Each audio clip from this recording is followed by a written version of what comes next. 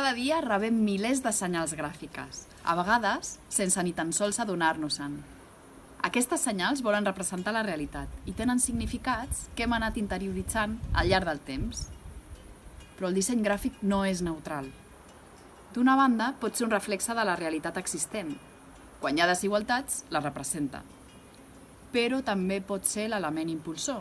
Quan representa una desigualtat, la crea i contribueix d'aquesta manera a estendre-la. Les icones ens ajuden a entendre una situació, utilitzar un objecte, moure'ns en l'espai. Ens faciliten una idea clara i molt ràpida del que podem fer o no en un moment i lloc determinats. Però t'has fixat mai que hi ha realitats que no estan representades en l'imaginari visual? Per exemple, una dona és més que una faldilla i no necessàriament és la responsable de canviar bolquers. No només existeixen dos gèneres, un color de pell i un tipus de cos o de família. La bellesa no té per què ser una època gris i trista o limitant. Des de Whitehall ens van fer totes aquestes preguntes i hem volgut explorar per veure com, des del disseny gràfic, podem contribuir a canviar les coses.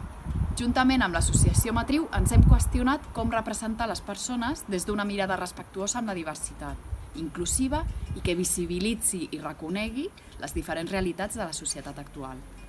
Tens ganes de saber quin és el resultat del projecte?